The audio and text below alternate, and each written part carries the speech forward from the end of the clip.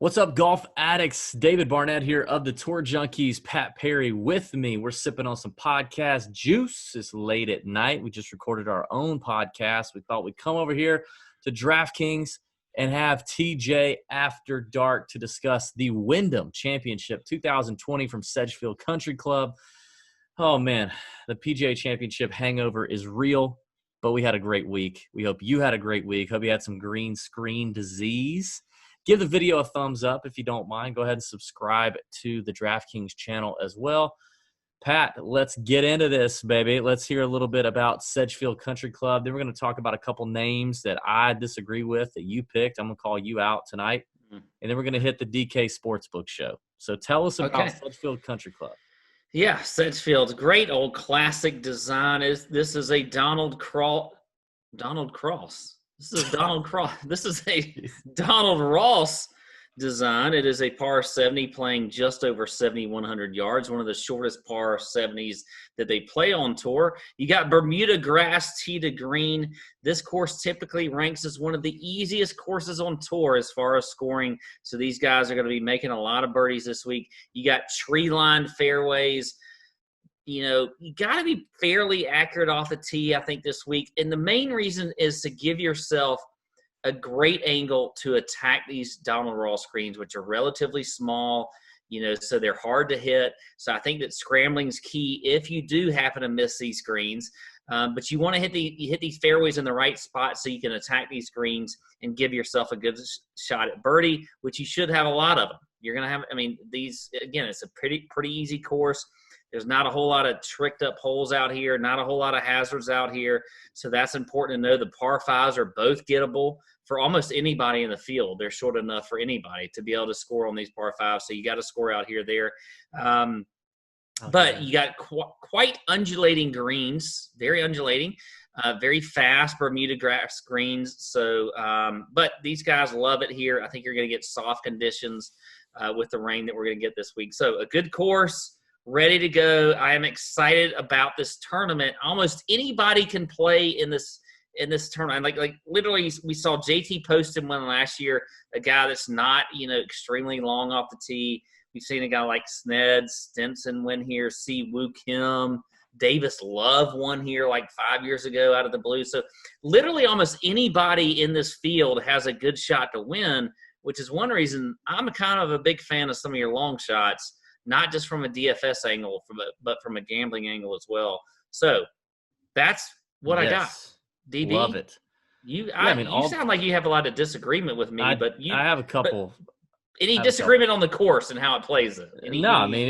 It's a birdie fest. You better come in here hot. I like guys in good recent form that are coming in scoring, coming in hitting fairways, hitting greens. That putt well on Bermuda because, this is a scoring fest. JT Poston won last year without making a bogey, which is very rare. But with all these winning scores over the last few years being in the 20s, you better come in hot and ready like a Little Caesars drive-through pizza, like ready to roll. Oh wow! And and not being timid and not lacking confidence in what you can do tee to green. So. But I agree with you, man. Anybody can win. You had 3 triple-digit long shots win here in the last 5 years. So we get to the sports book section. That is key to remember. So, I got some disagreement. I want to talk to you about 2 guys, 2 European guys, both named Tom or Tommy, if you want to go by that. One goes by Tommy, one goes by Tom. I would like for you to tell me why someone should play Tommy Fleetwood because I ain't buying it right now. I'm not buying the hype. We're paying Tommy Fleetwood prices from Tommy Fleetwood pre-quarantine or 2019 Tommy Fleetwood, and he hasn't shown that. The irons have been extremely poor for Tommy Ladd. He's never played this tournament. He's only playing it because he does need the FedEx Cup points, which is something to factor in. There's a little extra motivation for guys who want to get into the playoffs, who want to make a deep run into the playoffs. He needs that right now, okay? But he needs it because he hasn't played really all that well. So here he is in a situation where he's playing a course he's not familiar with, and he goes to green surfaces that are his worst green surface, okay? Bermuda is his worst green surface over the history of his career. And I think Sedgefield Country Club is a place that, course history actually matters a little more than usual. And so I don't understand you as the diehard course history guy wants to play a guy who has none, who sucks putting on these greens, and who hasn't hit his irons well. Well, I think that you could get course history confused a little bit with course fit this week. No, And they're different. They're I different. do like course history, but I think the course fits Tommy Fleetwood. Look, regardless of what we've seen since the restart, it doesn't matter. He's still one of the class golfers in this week. Let's just not get it wrong. This is a weak field. It's not a great field. Now, it's not the weakest field we've seen since the restart, but it's not like this. It's not like we have this great field to go from here. And Fleetwood is a fantastic golfer, and he wasn't all that bad last week outside of a few holes. You take out a few holes that Fleetwood had, he would have been right there in contention at the end. So I think that he is perfectly fine for this golf course. He's definitely a great ball striker. We've seen that. I mean, he's been that way his whole entire career. He's finally starting to hit the ball a little bit better as far as getting the fairways and things like that. I know he doesn't putt it all that great on Bermuda greens and whatever else, and we haven't seen him play on this course.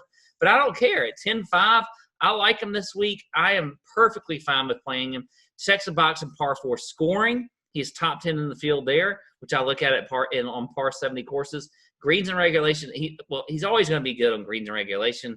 He's always going to be good in ball striking, all that kind of stuff. So the course fit for Fleetwood is fine, and we're probably going to get lower ownership out of him because he's been so underwhelming since we came back that people are just not going to want to play him.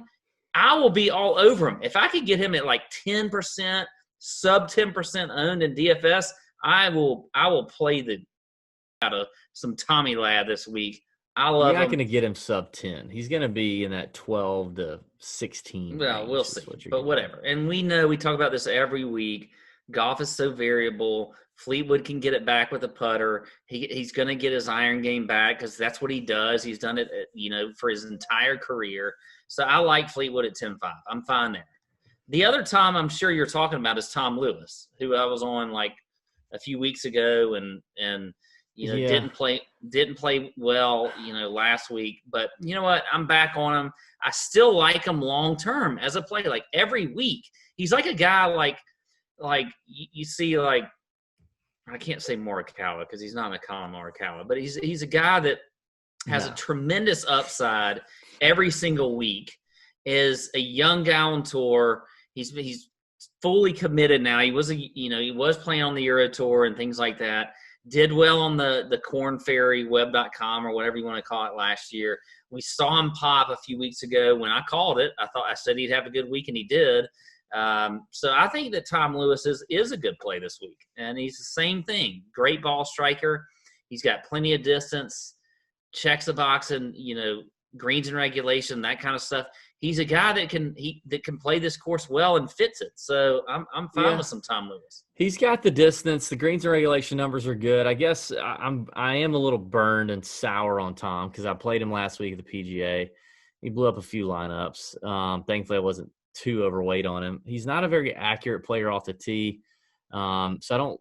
And again, going back to this is one of those events where I do think course history is a little more important than most events on the PGA Tour. So obviously he has none here.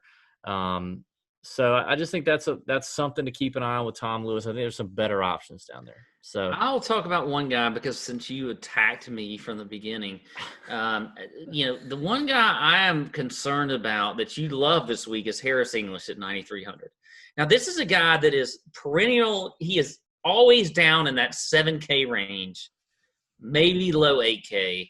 I know he's been playing great, but I just feel like he is a little bit of a trap this week, sitting there at 9,300, playing really well, definitely checks some boxes, but he's going to have some high ownership, I think. I think he's still going to have high ownership. I worry about some Harris English. Like, I could see him missing this cut and just screwing a ton of people. And I need a more reason to play him at 9,300. That price is too much for me. He's not going to miss the cut. He's got one of the higher floors, I think, of a lot of players here.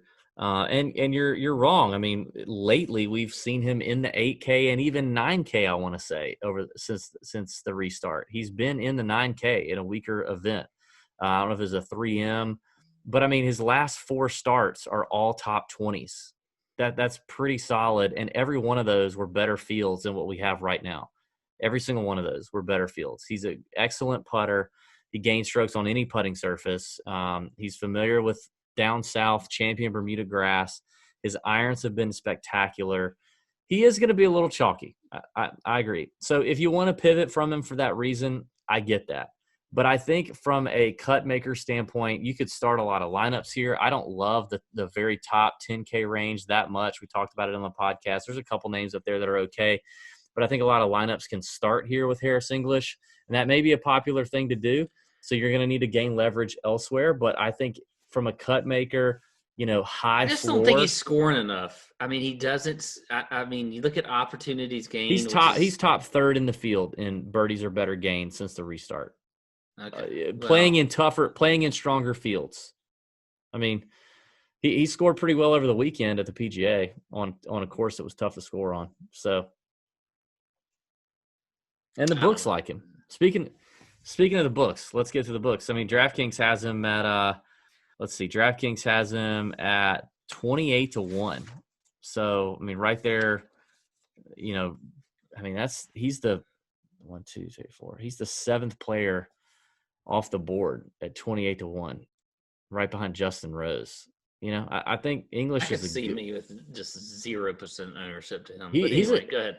He's a different player right now, I think. Let's talk about Sportsbook. Who are some outrights you like? Why don't you go ahead and give me all your outrights? I'll hit a few.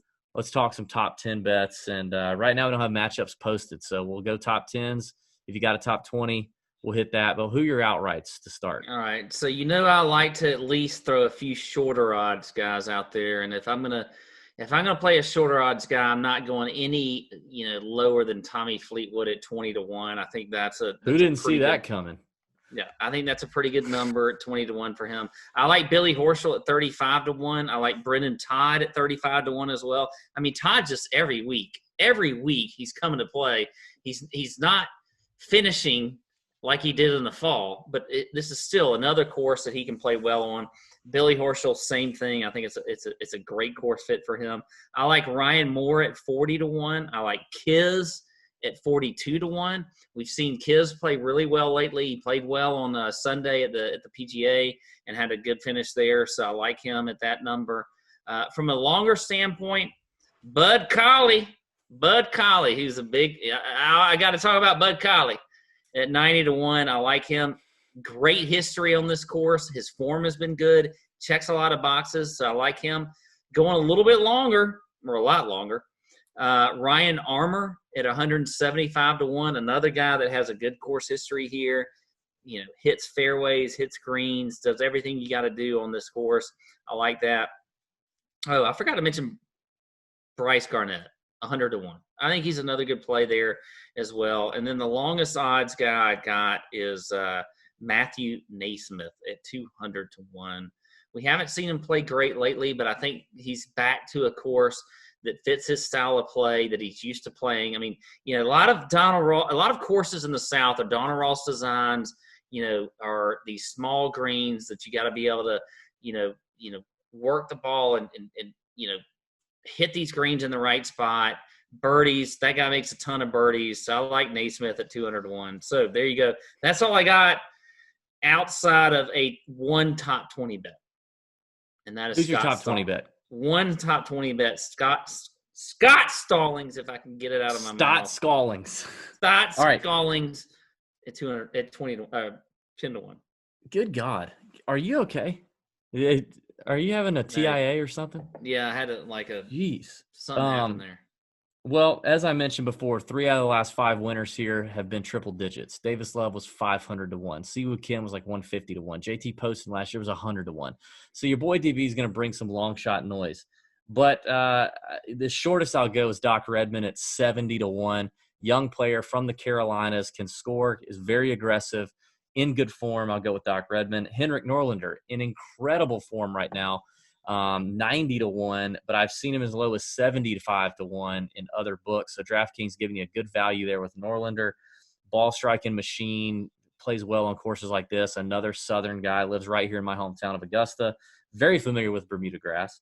I like your Ryan Armour play. I've actually seen him as low as 150 to 1.